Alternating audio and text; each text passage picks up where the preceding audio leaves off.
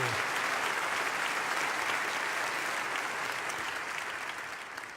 I've got a lot of doctoral degrees while being introduced, which I never studied for, but I have been given 6 more years tonight than I've ever had since my birth. So thank you very much, Chris. At this stage, every year counts. So we'll hang on to what we have. Got a lot of help up front there when you've got all the nice luminaries like Sinclair and Cal and all sitting around you. When the announcement was made that the car lights were on, somebody from the behind leaned over and said to me, "This is your moment to get out if you wanted to." So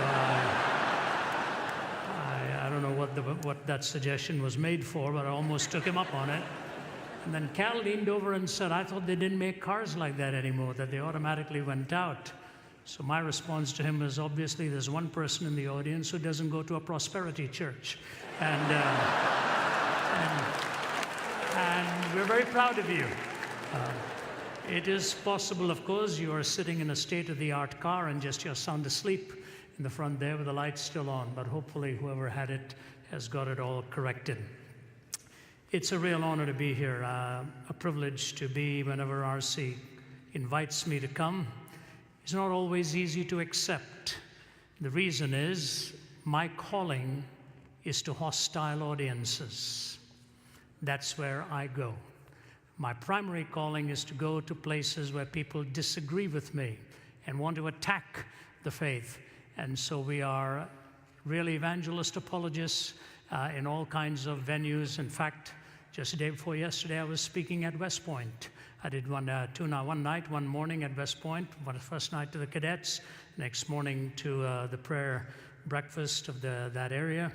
And just shortly before that, we were at UCLA on a Wednesday night where nearly 3,000 came for an open forum on the subject, "Has Tolerance Become Intolerant?" So as much as it's wonderful to be here, I wish I could be in places like this more often because you all minister to me. One man shook my hand and said, "You know, I know all of your jokes." And I've even translated them into Spanish, he said. So I shall not be returning in the future. He will be coming with all of the humor for you. So starting off with jokes, I'm to speak tonight on the theme of the resurrection. But I'm going to really call it the link of the resurrection in a life-changing story. Because it doesn't hang on its own.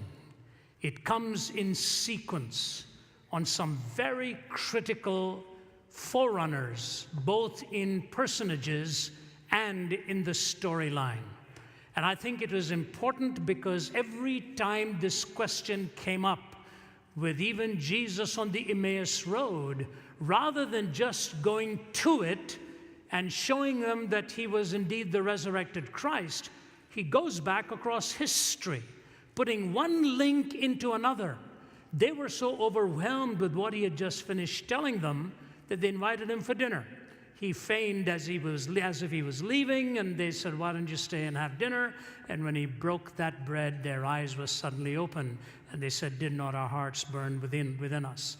When Stephen is about to be martyred, he goes through the whole historic process of one link into another. When Nehemiah and Ezra return in the Old Testament days after the exile, they too retrace this whole thing historically. So the gospel narrative is a story, and this was the final link after the incarnation. And of course, we all look forward to that ultimate day of consummation when we are in his eternal presence.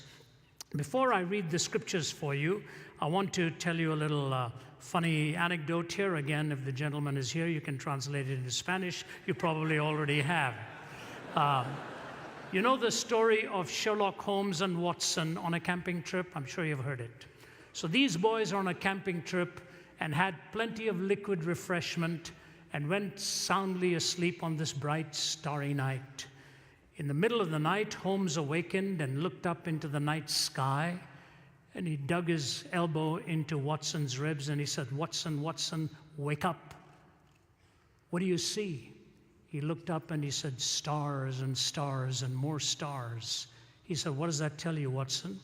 He said, astronomically, it tells me that there are millions of galaxies and potentially billions of planets. Astrologically, it tells me that Saturn is in Leo.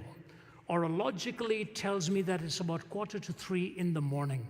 Meteorologically, it tells me that tomorrow will probably be a beautiful day. Theologically, it tells me we're just a tiny part of the great whole. Why, Holmes, what does it tell you? He says, Watson, you idiot, somebody has stolen our tent.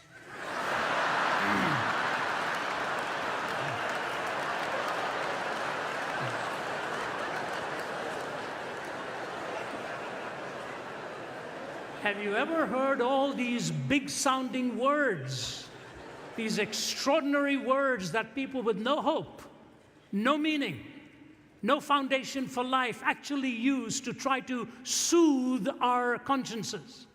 Maybe that's why they even sometimes lapse into verbiage that they really ought to be careful about. Richard Dawkins was not too long ago with the former dean of St. Paul's Cathedral, who himself, by the way, happened to be a liberal man, but they were debating this issue. And as they were in the middle of the debate, Dawkins was making fun of Christians. He said most of them probably couldn't name the Gospels for you. So the former dean looked at him and said, Richard, your favorite book is Darwin's Origin of Species, isn't it? He said, yes. He said, could you name the full title for me? Dawkins says, yeah, I know. It's so long a title. The dean said, go ahead. Name it for me. And Dawkins pauses and says, The Origin of Species, oh my God, says he.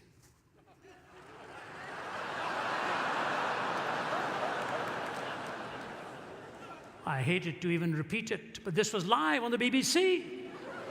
Couldn't think of it, and so the ultimate evidence of the sovereignty of God is that even when somebody who doesn't believe in him calls upon him to remind him of the book in which he started to believe, that he didn't exist.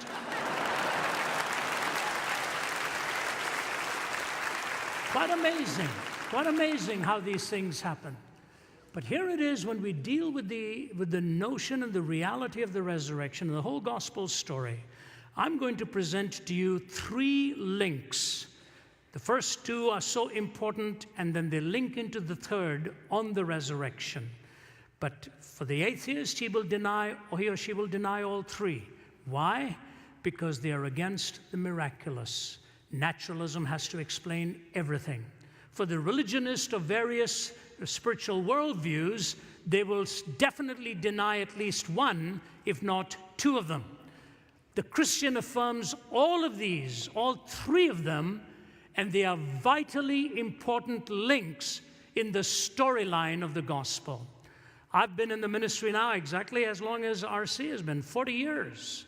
And I can honestly tell you, the longer I am in this, and the more I'm privileged to defend it, even in front of some of the most hostile audience of the world, I'm more convinced than ever that we have the most beautiful story to tell, and a story that is rooted in truth and relevance, the twin feet on which we must always carry the wings of the gospel here. Beautifully reminding people of how we can soar with it, but when we land, we touch the feet with both ground, truth and relevance. Here's Paul in Acts 17. I've got 3 passages. I will read 2 of them. Acts 17, Luke 24, and 1 Corinthians 15. Luke 17, verse 24. Acts 17 and verse 24. The God who made the world and everything in it is the Lord of heaven and earth, and does not live in temples built by hands. He is not served by human hands as if he needed anything, because he himself gave all men life and breath and everything else. From one man he made every nation of men, that they should inhabit the whole earth, and he determined the time set for them and the exact places where they should live. God did this so that men would seek him and perhaps reach out for him and find him, though he's not far from each one of us. For in him we live and move and have our being. As some of your poets have said, we are his offspring. Therefore, since we are God's offspring, we should not think that the divine being is like gold or silver or stone, an image made by God's design and skill.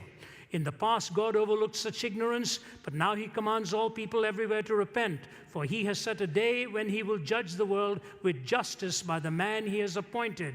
He has given proof of this to all men by raising him from the dead.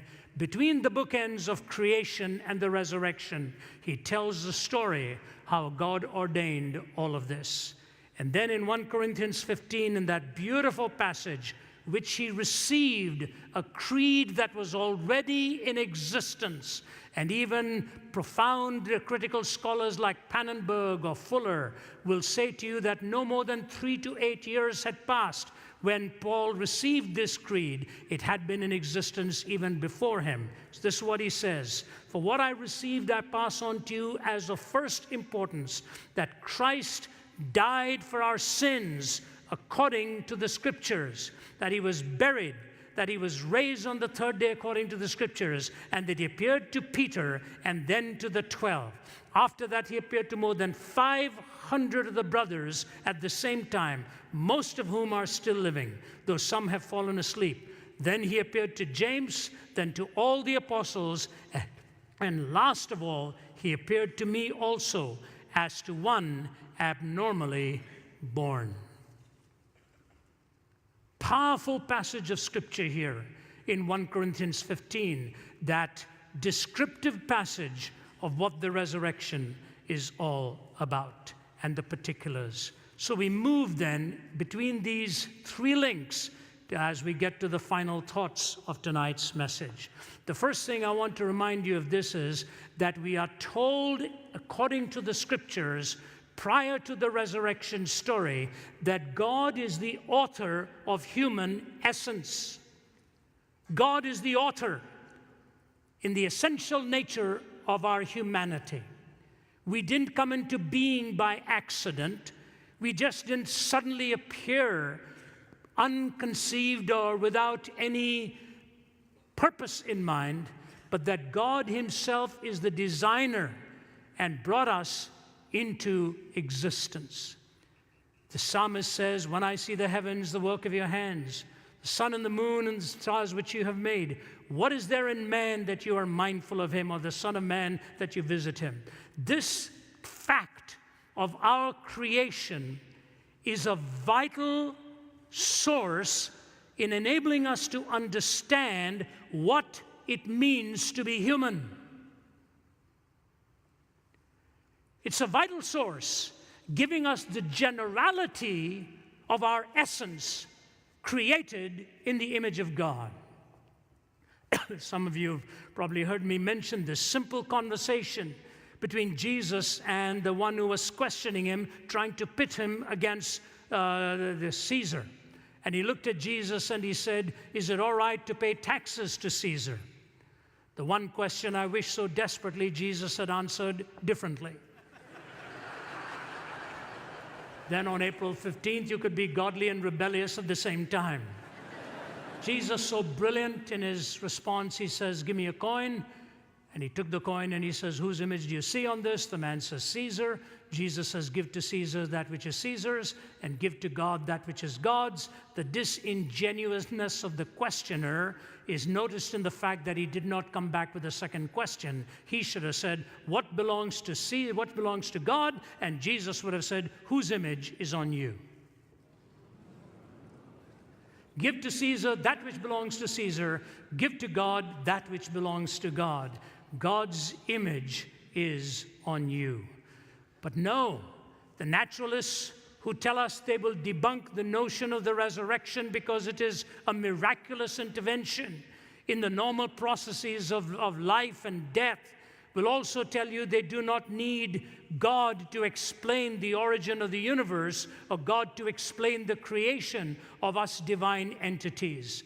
And yet, if you read the scientists again and again, you'll see how they end up with systemic, ideological, and philosophical contradiction. And scientists themselves, disgusted with the approach of sheer, rugged, naturalism, unvarnished, are beginning to realize how undefendable this really is. David Berlinski, who doesn't have a dog in this fight here, He's not a believer. In fact, he is an avowed skeptic. But when Richard Dawkins wrote his book, The God Delusion, David Berlinski responded with his devil's delusion. And on the inside flap of the cover, he says this: has anyone provided a proof for God's inexistence? Not even close. Has quantum cosmology explained the emergence of the universe or why it is here? Not even close. Have the sciences explained why our universe seems to be fine-tuned to allow for the existence of life? Not even close. Are physicists and biologists willing to believe in anything so long as it is not religious thought? Close enough. Has rationalism and moral thought provided us with an understanding of what is good, what is right, and what is moral? Not close enough. Has secularism in the terrible 20th century been a force for good? Not even close to being close. Is there a narrow and oppressive orthodoxy of thought and opinion within the sciences? Close enough. Does anything in the sciences or in their philosophy justify the claim that religious belief is irrational? Not even in the ballpark. Is scientific atheism a frivolous exercise in intellectual contempt? Dead on.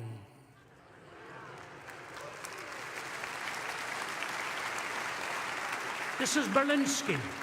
Now, I have a reason for taking you through this route, and then the first point, you're going to really have to put your thinking caps on here. What is the reason they deny the resurrection? Because it is an extra-natural, it is a supernatural intervention in the normal affairs of people. What is the reason they deny the creation story? Same facts that they supposedly bring to bear. Now notice where they end up in their own convoluted philosophizing.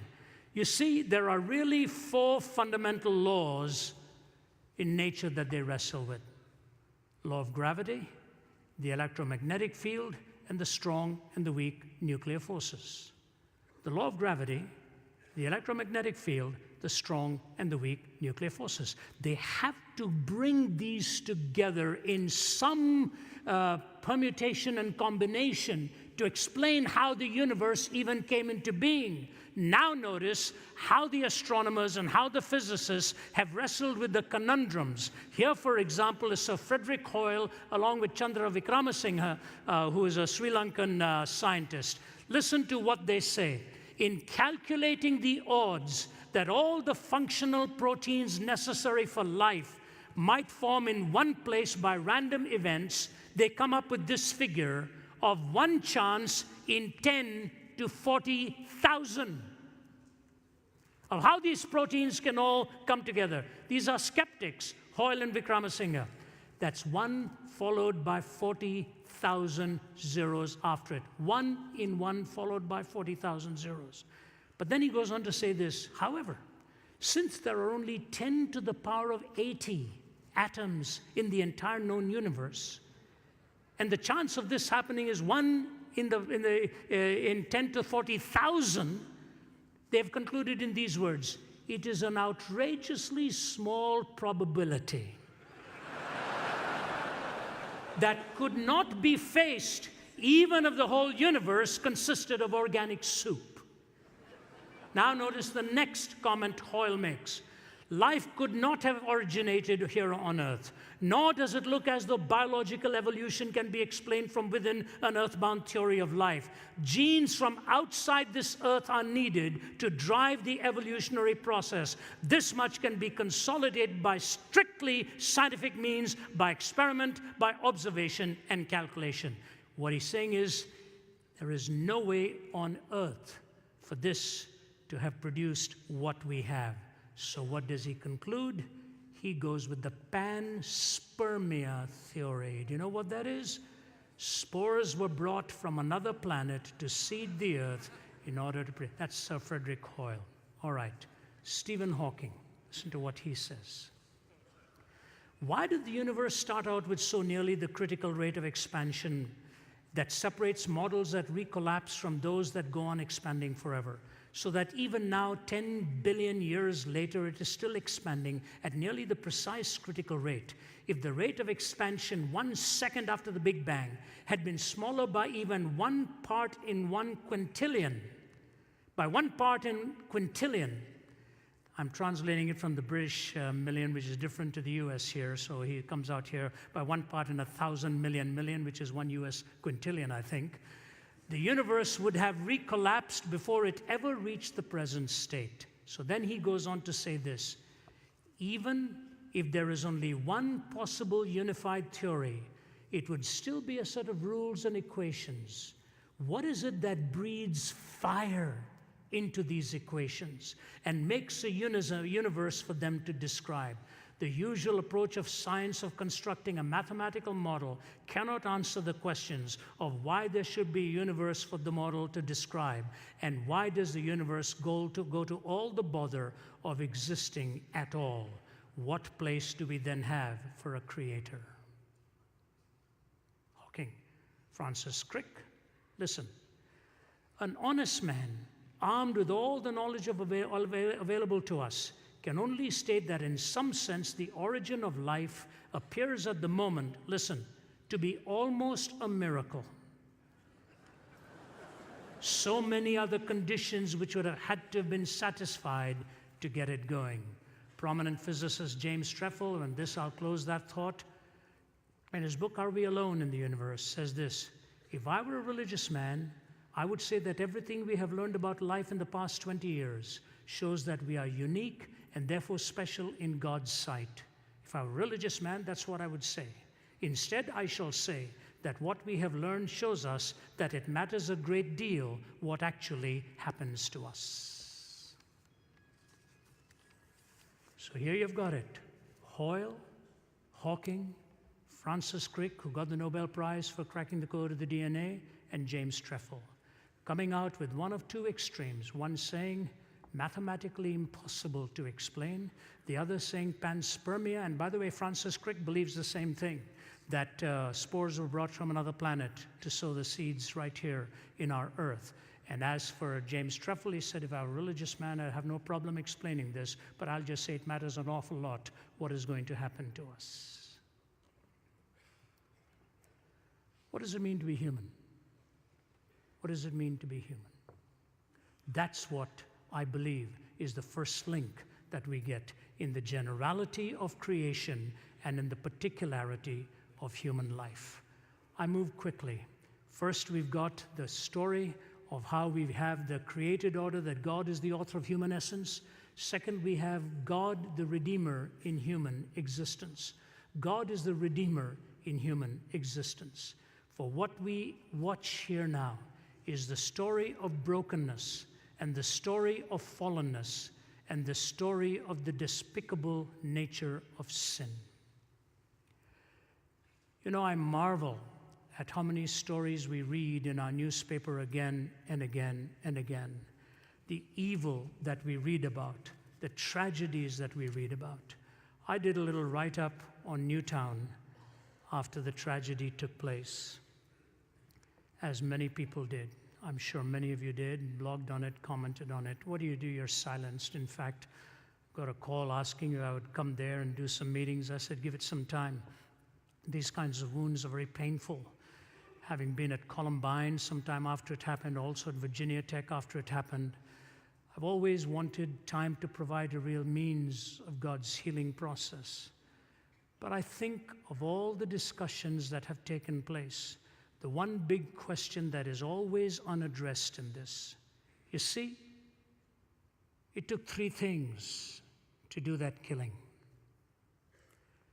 It took a young man, it took a gun, and it took some ammunition.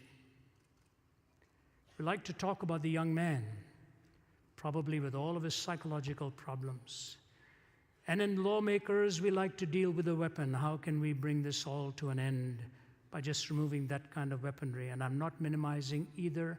All of these have to be discussed. They are vital in a civilized society. We deal with it. But we make an extraordinary mistake when we think that the only thing that provided the ammunition was the bullet that he used.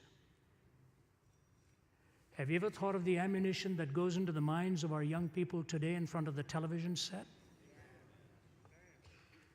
Have you ever thought of the ammunition that sophisticated academics pour into young lives by destroying their belief in the value of human life and its essence? Have you ever thought of all the ammunition that goes on with the perversion that pours into your thinking and mind day after day after day. No, we'd rather deal with the obvious, the physical sight of a weapon. We daren't deal with the reality of what it means to be depraved within the human heart and how we can find an answer to that.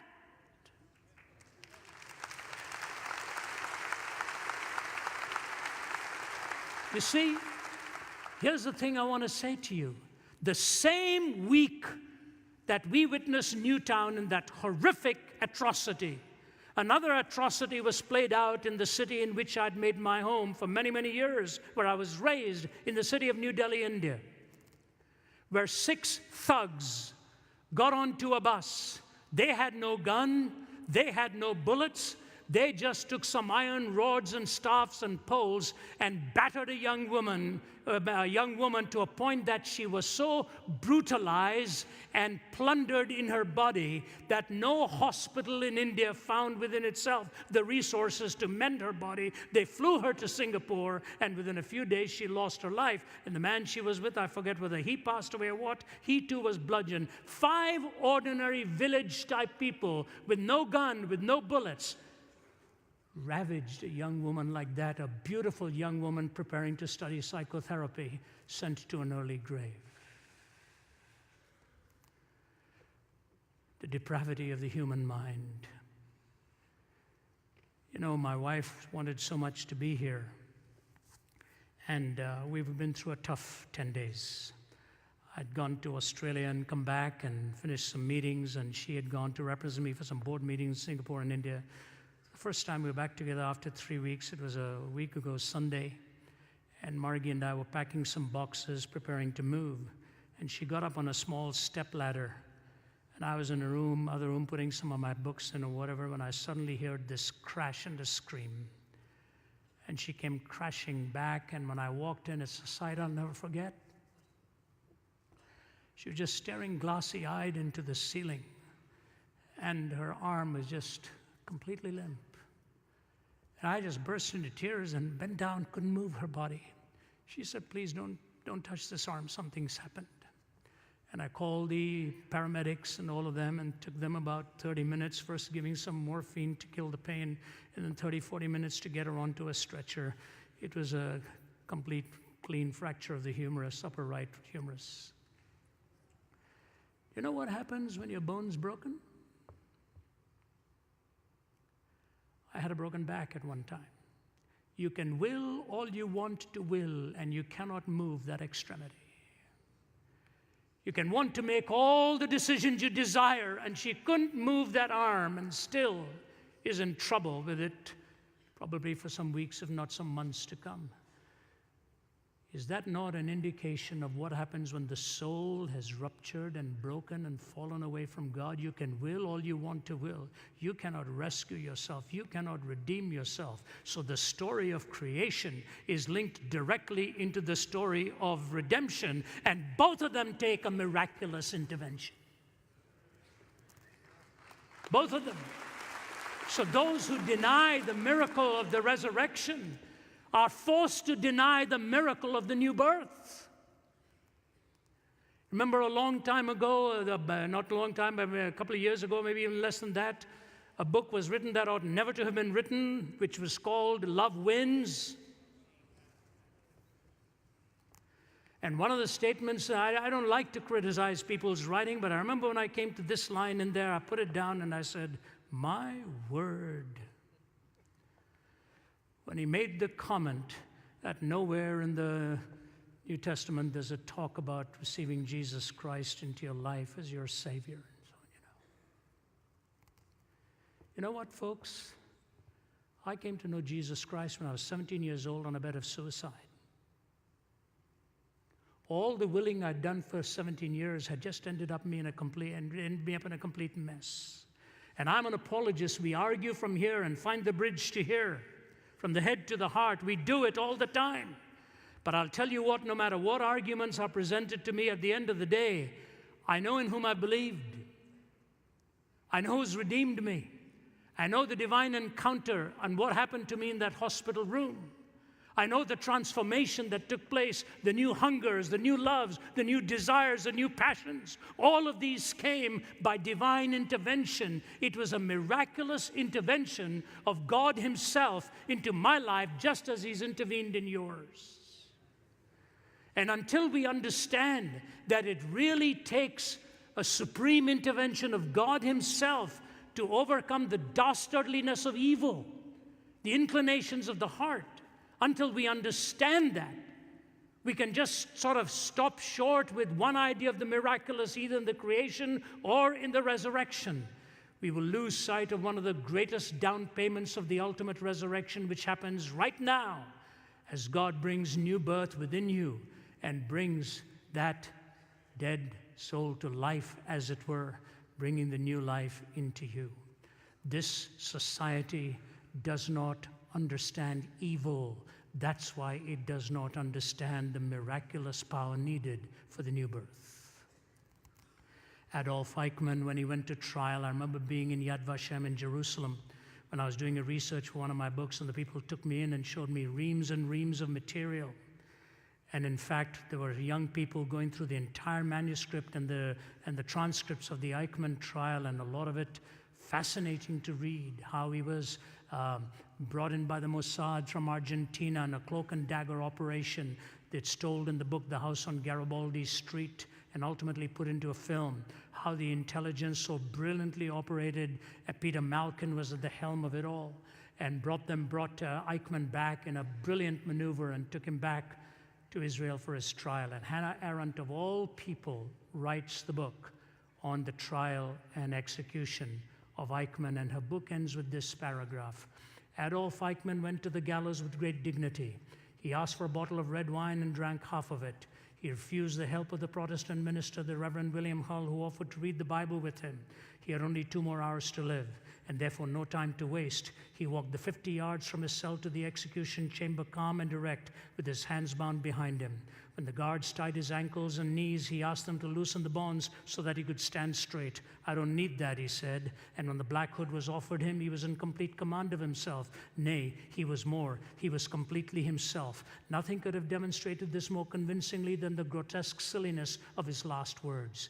He began by stating emphatically that he was no Christian and did not believe in life after death. He then proceeded, "After a short while, gentlemen, we shall all meet again. Such is the fate of all of us men. Long live Germany, long live Argentina, long live Austria. I shall not forget them." In the face of death, he had found the cliché used in funeral oratory. Under the gallows, his memory played him the last trick. He was elated, and he forgot really that this was his own funeral. It was as though in those last minutes he was summing up the lesson that this long course in human wickedness had taught us, the lesson of the fearsome, word and thought-defying banality of evil. You trivialize evil, you trivialize the new birth. You trivialize the new birth, you will ultimately trivialize the created order. And these 2 links in the mind of the Apostle Paul were absolutely critical as he led to the resurrection. That God is the one who is really the creator of our human essence. He is also the redeemer of us in our human existence. And then he leads us to that final of all truths here. He tells us how God is really the hope from death's dominance. God is our ultimate hope from death's dominance, defines our essence, redeems us in our existence, and gives us the hope against death's dominance. I want you to follow me very closely now, because I'm bringing this all down to the tip of the funnel here, the lower end of it. What is the resurrection all about? How do we know that it really happened? See, once upon a time, the swoon theory, the hallucination theory, the fraud theory, and the stolen body theory, all of that took their turns and made their rounds.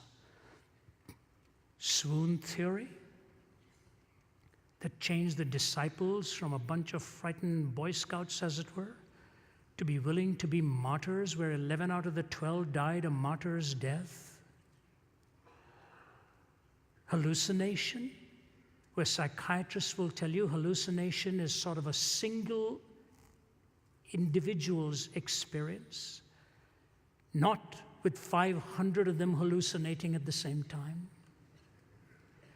As Karl Barth said, all you need to do is listen to them arguing against each other, and they decimate each other's arguments. Barth was right in that. I want to give you what classic arguments are given, 10 of them, for the evidence of the resurrection of Jesus Christ from the dead. And I will close by adding 2 more links to that. So here they are. Number 1, the disciples' eyewitness experience where they saw and felt and touched. They saw, felt, and touched. I come from India. My father was from Kerala. My mother was from Chennai. I was raised in Delhi. Kerala is in the deep south, Delhi is in the north. Kerala has a little town called Kodungalur. It is the place where the Apostle Thomas first set foot on Indian soil. There is a huge amount of extra biblical material available on this. I researched it, I picked it up from people like the Venerable Bede to other well-known patristic fathers and so on who testified to Thomas going there. The oldest church in India is called the Martoma Church, named after him, after Thomas. And I ask you, why would a man have done what he did and paid with his spear-thrusted side? Because he said he would not believe until he saw and felt and touched.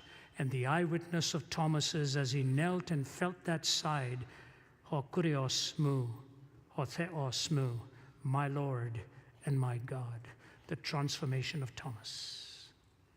Why did 11 out of the 12 disciples die a martyr's death? And by the way, Thomas Aquinas makes a vitally important point here about these martyrdoms. He said they all died alone. They died alone. This is not 12 or 50 or 60 of them in one room all of a sudden deciding to come up with a theory and a story and being gutted by flames. Peter crucified upside down. Paul stoned on the Appian Way. And here Thomas on Indian soil being speared to death. There's a memorial to his death to this very day. They died alone. They weren't looking for some great celebration on the outside and some cheering. They were murdered and slaughtered in so many different ways, and they paid for this. Think of all things of the vision of Peter, who even after seeing the transfiguration, a sight given to just 3 of them, so profound was the transfiguration experience where he said, let's stay right here. I don't want to leave here. Even after that, he went on and denied his Lord. Then he says, but now we have the word of the prophets made more certain, and you will do well to heed that as a light in a dark place. What's happened to Peter is a remarkable transformation. And I suggest to you that he saw Moses. He saw Elijah. It took the resurrected Christ to transform this man. So number 1, you see the disciples as eyewitnesses. Number 2, the early proclamation of the resurrection. So powerful. These documents are so powerful. You know, a few years ago, I was in Tirana in Albania. I just finished speaking at the parliament and then spent about an hour with President Berisha. Fascinating conversation, which I won't betray to you. But after that, the curator of the museum said, I really want you to come to the museum, please. I said, I'm very tired this afternoon. I've got to do an open forum at your university. He said, please come. I'll give you something as a treat you'll never forget in your life. I promise you.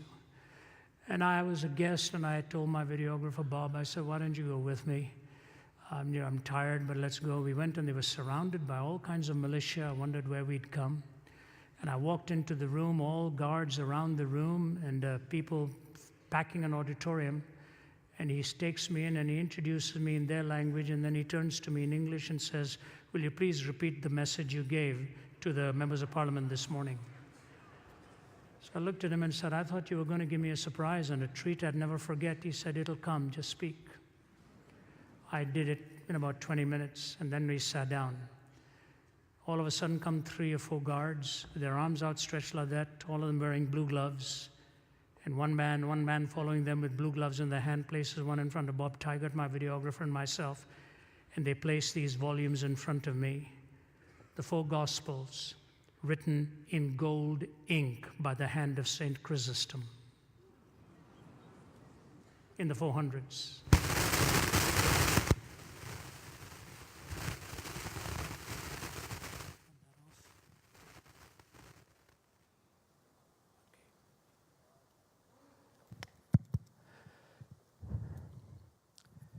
In the 400s, Ceausescu tried to burn them. Somebody hid them. And what you ended up as a result, preserved, perfect, perfectly justified. Why did men like that preserve these documents, willing to risk their entire life for you and for me? The early proclamation of the resurrection with the documents. 3, their transformation from fear to martyrdom is remarkable. Number 4, the empty tomb. Number 5, they proclaimed it in Jerusalem itself, where it all happened. Number 6, no contrary evidence when those would have desperately wanted to prove it wrong. All they would needed to have done is produce the body. Instead, Rome itself bent its knee to the message, the power of all that was happening. 7, the existence of the church founded by law-abiding monotheistic Jews. 8, the change of the day of worship to Sunday. 9, the conversion of James. 10, the conversion of Saul of Tarsus. Number 1, eyewitness experiences. Number 2, early proclamation of the resurrection. Number 3, transformation of the disciples from fear to martyrdom. 4, the empty tomb. 5, they proclaimed it in Jerusalem itself, right where it happened. 6, no contrary evidence when those who wanted to prove it wrong would desperately have wanted to produce it. 7, the existence of the church founded by law-abiding monotheistic Jews. 8, the change of the day of worship to Sunday. 9, the conversion of James. 10, the conversion of Saul of Tarsus. I've already spoken to you about Peter and Thomas. Can I add just one more? Why on earth would they have first put the evidence in the mouths of women? Tell me. In a society where their word would not have counted in court. So if anybody is scheming this thing up, anybody is trying to create a scenario, that would be the last place they would have gone to find authority. It's just like my Lord, who take those that the world was marginalizing, just like my Lord on the cross, to look at the young man and point to his mother and say, "Take care of her. She's your mother now." And then he comes into the garden and appears to the women and says, "You go and tell the disciples, and you go and tell Peter, these boys weren't ready for this kind of a primary source." It's amazing. Absolutely amazing. Something else. Why would he have said he was going to bodily rise again when he could have hoodwinked them like other Eastern mystics and said, "I'll spiritually rise again"? How do you ever falsify something like that? How do you falsify it? Say, he's spiritually risen. He said he would bodily rise again. You know, I'm not kidding you when I tell you this. Take these 10 to 12 to 13 evidences and put it together and try and then defend the swoon theory, the fraud theory, the stolen theory. And I think Spong came up with what? Dogs ate the body, and the book came out, Spong was wrong. Anything Spong believes, I don't know where he comes up with. I think he lies in bed at night wondering, what weird idea can I come up with tomorrow morning? All these other theories. And I love what the Apostle Paul says. He says, and to me, the least of all, he says, one abnormally born. You know what he's talking about? One dragged out of the womb, unwilling to come out. And he goes and writes for us 1/3 of the New Testament and changes history as it was known then. And he says this, different to all the other disciples, that I may know him, the power of his resurrection. That I may know him, the powers of his resurrection, and the fellowship of his suffering, being made conformable unto his death. Follow me. Every other disciple came the other way, through the cross to the resurrection. He came the reverse way, from the resurrection to the cross, that I may know him, the power of his resurrection, and the fellowship of his suffering, being made conformable unto his death. Let me take you back. Creation, the general value of you as an essential person, the particularity of you as an individual. You see, many humans die every day. We can't mourn for all, but God gives us those special relationships. When we lose someone close to us, that particularity of that person becomes important for us to know whether the resurrection idea really is true and the fact of the resurrection is historically tenable, because then we'll see this loved one again, the hope. And then we go through the redemption, who brought the miracle of new birth into you and to me, from the miracle of creation to the miracle of the redemption to the miracle of the resurrection. Follow me carefully here. What goes on with the skeptic here? Please follow me. I don't know why I think up these things, but I do. You know, my wife and I celebrated 40 years of marriage last year. If salvation were by works, she will get to heaven just for having lived with me for 40 years. But thank God, we'll get there by grace. Here's what I want to say to you. When it comes to natural law, the skeptic invokes the natural law as an absolute and will not allow for the miracle because it's an exception.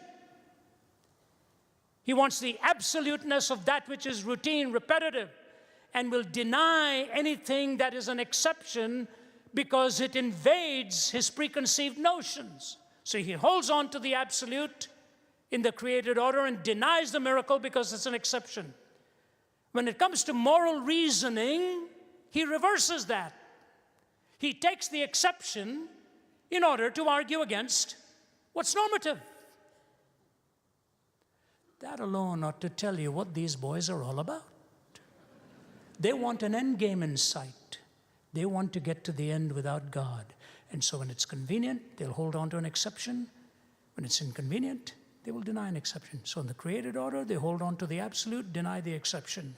On moral reasoning, they hold on to the exception to deny the absolute. That's the way it goes. That's the way it goes. I was with a professor of law of a very prestigious university. I'll close with that, end up with a couple of illustrations here, and I'll be through. If I named him or the position he held, all of you will know whom I'm talking about.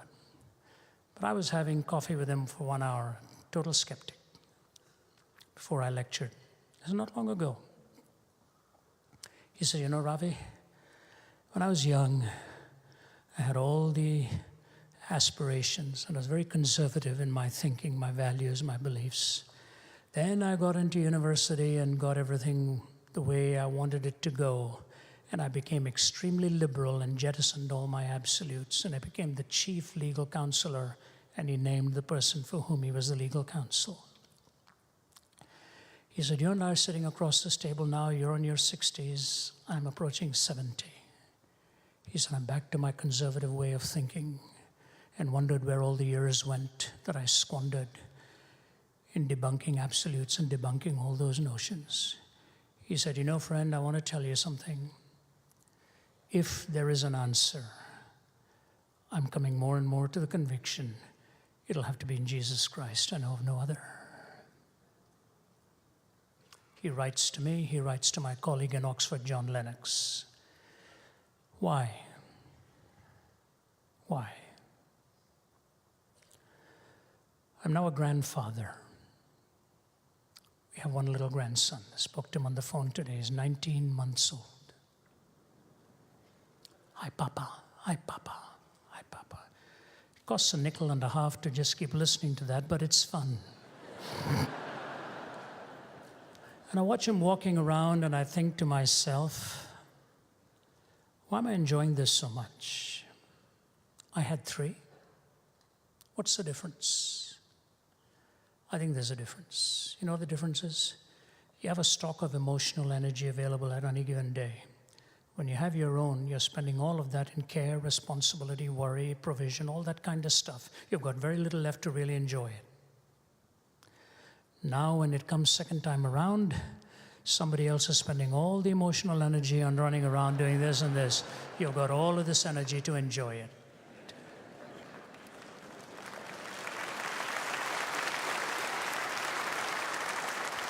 When he was born, I happened to literally arrive as she was being taken to the hospital. I got to the hospital and saw the first sight of the baby coming and being placed on the mother's breast, my little daughter Naomi, and the husband Drew standing there. I'll never forget it. You look at the life and you say, wow, how precious, how particular. And the nurse comes and sits down and goes through everything, and she says, now Naomi, you got a bracelet on your wrist. Jude's got a bracelet on his wrist.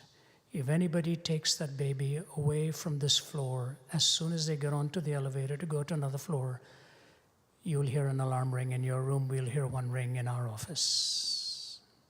And my daughter's face fell.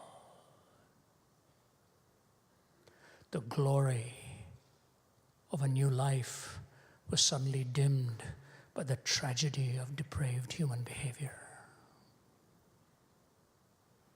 And one day, we'll all come to that moment of being called home. And the Apostle Paul says, behold, I tell you a mystery. We shall all not sleep, but we shall all be changed at the moment, the twinkling of an eye, at the last trumpet. I close with these 2 little illustrations that I hope will be meaningful for you. A few years ago, my father-in-law, Lindsay Reynolds, passed away. He was one of the most amazing men that I knew. He was really like a dad to me. He was a chemical engineer by training, brilliant man, loved the hymns. From the moment he found he had cancer till he died, it was 4 months. Shock. And I went and spent time with him. My wife, Margie, we spent a lot of time with him. I loved my father-in-law very much. He always called me Ravioli.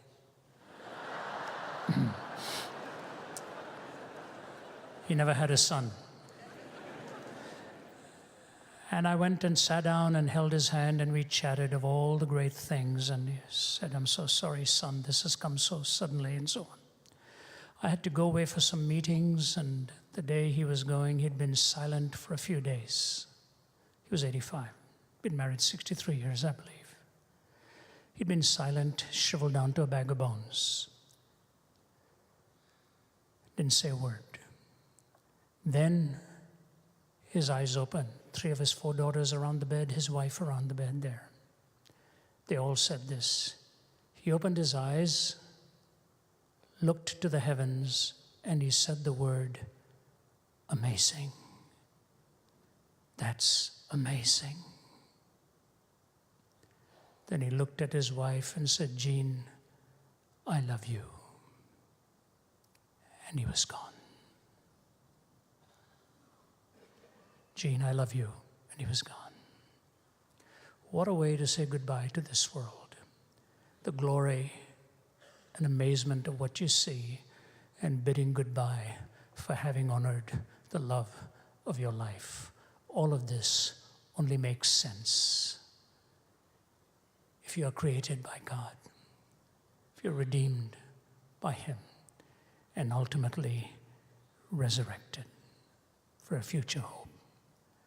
And so the songwriter says, but just think of stepping on shore and finding it heaven, of touching a hand and finding it God's, of breathing new air and finding it celestial, of waking up in glory and finding it home.